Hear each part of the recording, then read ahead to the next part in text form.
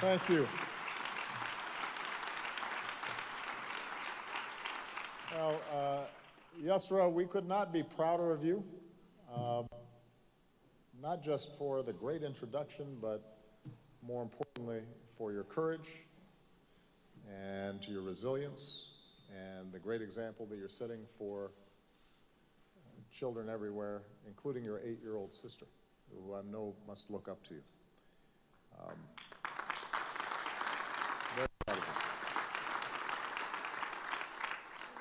you. Good afternoon, Mr. Secretary General, Your Excellencies.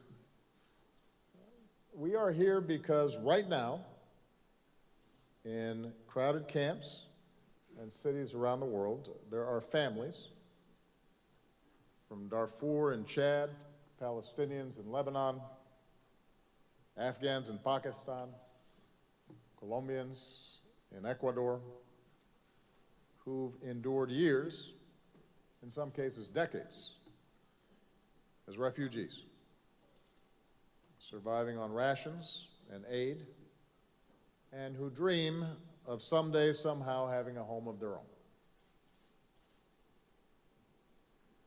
We're here because right now there are young girls like Yusra, like my daughters, who are just as precious and just as gifted, like the 16-year-old refugee from Myanmar that I met in Malaysia, who've suffered unspeakable abuse at the hands of traffickers, modern-day slavery, girls who pray at night that someone might rescue them from their torment. There are boys fleeing the fighting in South Sudan, violence in Central America, wars in North Africa and the Middle East, who are at the mercy of criminals who pack them into trucks or makeshift rafts, and who die on treacherous seas, like little Alan Kurdi from Syria, lifeless, face down on a Turkish beach in his red shirt and blue pants. And we are here because right now there are mothers separated from their children, like the woman in a camp in Greece who held on to her family photographs, heard her children cry on the phone, and who said, "My breath is my children. Every day I am dying 10, 20, 30 times." We're here because there are fathers who simply want to build a new life and provide for their families, like Rafi'i Hamo from Syria, who lost his wife and daughter in the war, who we welcomed to America and who says, "I still think I have a chance to make a difference in the world." The Secretary General, heads of state, and heads of government, distinguished guests, ladies and gentlemen, as you saw in the video, we are facing a crisis of epic proportions. More than 65 million people have been driven from their homes, which is more than any time since the Second World War. Among them are more than 21 million refugees who have fled their countries. Everything and everyone they've ever known, fleeing with a suitcase or the clothes on their back. And I'm here today, I called this summit, because this crisis is one of the most urgent tests of our time, our capacity for collective action. It tests, first and foremost, our ability to end conflicts, because so many of the world's refugees come from just 3 countries ravaged by war: Syria, Afghanistan, and Somalia. And I said today to the General Assembly, the mentality that allows for violence with impunity is something we cannot excuse. And collectively, we continue to make excuses. It's not the subject of this summit, but we all know that what is happening in Syria, for example, is unacceptable. And we are not as unified as we should be in pushing to make it stop. It's a test of our international system, where all nations ought to share in our collective responsibilities, because the vast majority of refugees are hosted by just 10 countries who are bearing a very heavy burden, among them Turkey, Pakistan, Lebanon, Iran, Ethiopia, countries that often have fewer resources than many of those who are doing little or nothing.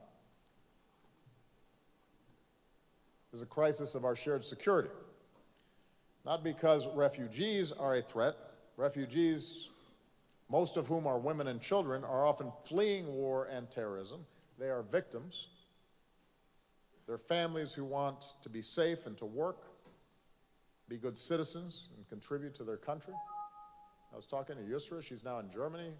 She's already speaks some English. Now she's trying to learn German, who are interested in assimilating and contributing to the society in which they find themselves. In recent years in the United States, we've worked to put in intensive screening and security checks so that we can welcome refugees and ensure our security. In fact, refugees are subject to more vigorous screening than the average tourist. And we've seen in America hard-working, patriotic refugees serve in our military and start new businesses and help revitalize communities. I believe refugees can make us stronger. So the challenge to our security is because when desperate refugees pay cold-hearted traffickers for passage, it funds the same criminals who are smuggling arms and drugs and children. When nations with their own internal difficulties find themselves hosting massive refugee populations for years on end, it can risk more instability.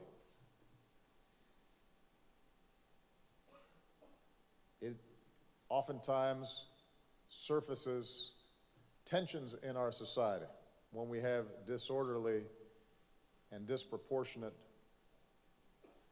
migration into some countries that skews our politics and is subject to demagoguery. And if we were to turn refugees away simply because of their background or religion, or for example, because they are Muslim, then we would be reinforcing terrorist propaganda that nations like my own are somehow opposed to Islam, which is an ugly lie that must be rejected in all of our countries by upholding the values of pluralism and diversity. And finally, this crisis is a test of our common humanity. Whether we give in to suspicion and fear and build walls, or whether we see ourselves in another. Those girls being trafficked and tortured, they could be our daughters. The little boy on the beach could be our son or our grandson. And we could avert our eyes or turn our backs. Slam the door in the face of these families and betray our deepest values. It would deny our own heritage as nations, including the United States of America, that have built immigrants and refugees. It would be to ignore teaching at the heart of so many ways. We do unto others as we would have them do unto us. We would welcome the stranger in our midst. Just as failure to act in the past, for example, by turning away Jews fleeing Nazi Germany, is a stain on our collective conscience, I believe history will judge us harshly if we do not rise to this moment.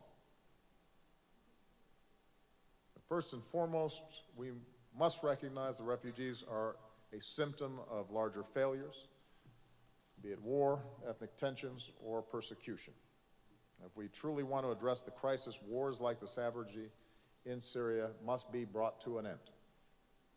And it will be brought to an end through political settlement and diplomacy, and not simply by bombing. We have to insist on greater investments in development and education and democratic institutions, the lack of which fuels so much of the instability we see in the world. And we need to continue to speak up for justice and equality and insist that the universal human rights of every person are upheld everywhere.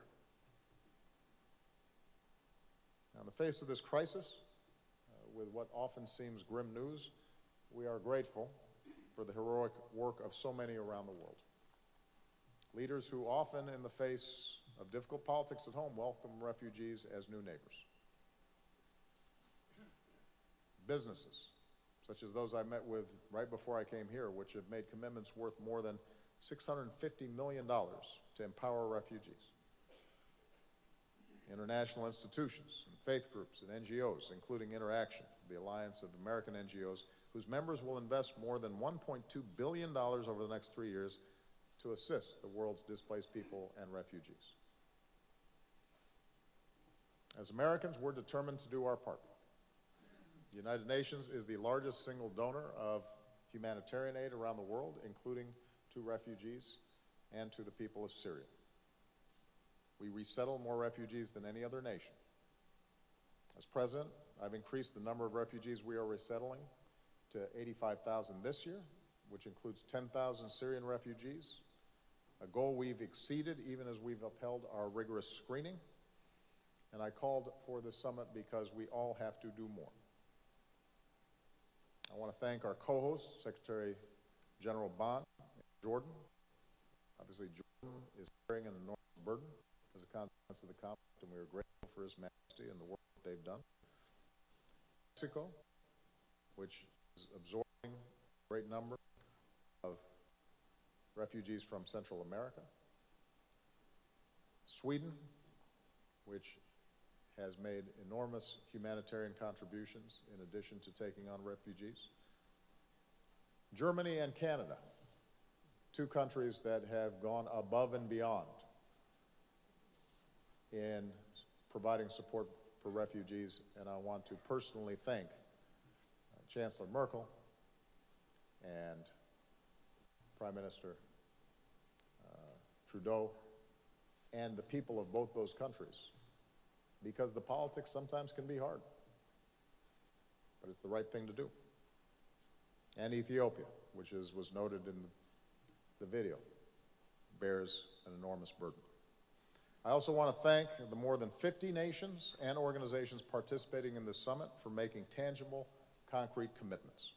Collectively, our nations have increased our contributions to humanitarian organizations and UN appeals this year by some $4.5 billion, and that includes a $1 billion increase this year from the United States. This will translate concretely into life-saving food and medicine and clothing and shelter. But since we can't just keep on doing the same thing the same way, allowing refugees to languish in camps disconnected from society, we've also been working with the World Bank to create new financing facilities to assist countries hosting refugees, build schools and economic opportunities. As part of these efforts, the United States will contribute at least $50 million to help middle-income countries, and will do more to help low-income countries so that refugees and their host communities can flourish and go stronger together. The refugees in places like Ecuador or Kenya don't always get as much attention as some of the recent migrations, but they need help too, and that's part of our goal here. Collectively, our nations are roughly doubling the number of refugees that we admit to our countries to more than 360,000 this year. Again, I want to especially commend Germany, Canada, Austria, the Netherlands, and Australia for their continued leadership, as well as countries like Argentina and Portugal for their new commitments. And today, I'm proud to announce that the United States will continue our leadership role in the coming fiscal year. Starting next week, the United States will welcome and resettle 110,000 refugees from around the world, which is a nearly 60% increase over 2015. We intend to do it right, and we will do it safely. Collectively, the major commitments by Turkey, Thailand, Chad, and Jordan will help more than 1 million children who are refugees get an education, will help 1 million refugees get training, new skills, or find a job. And in all of this work, we cannot forget those who are often the most vulnerable to abuse, young girls and women. So a key part of our efforts must be a renewed commitment to stopping sexual violence and forced marriage. And we need to do more to truly empower women and girls, because every girl deserves the chance to grow and be safe, and every woman should have her human rights and dignity upheld. So, I'm heartened by the commitments that have been made here today. They will help save lives. But we're going to have to be honest, it's still not enough. Not sufficient for a crisis of this magnitude. And that's why I believe this summit must be the beginning of a new global woman movement where everybody does more. More nations donating more assistance and accepting more refugees, more institutions and NGOs finding new ways to deliver aid, more businesses contributing their expertise, more faith groups making this work their own, more young people demanding action, more states and cities and towns coming forward and saying, yes, we will open our communities to our fellow human beings in need, and more pressure on those countries that are willing to perpetrate violence on their own citizens in pursuit of power that carries such a heavy human toll. We can learn from a young boy named Alex, who lives not far from here in Scarsdale, New York. Last month, like all of us, Alex saw that heartbreaking image, 5-year-old Umran Daknish in Aleppo, Syria, sitting in that ambulance, silent and in shock, trying to wipe the blood from his hands. And here in New York, Alex, who was just 6 years old, sat down and wrote me a letter. He said he wanted Umran to come live with him and his family. Since he won't bring toys, Alex wrote, I will share my bike and I will teach him how to ride it. I will teach him addition and subtraction. My little sister will be collecting butterflies and fireflies for him. We can all play together. We will give him a family and he will be our brother. Those are the words of a 6-year-old boy. He teaches us a lot.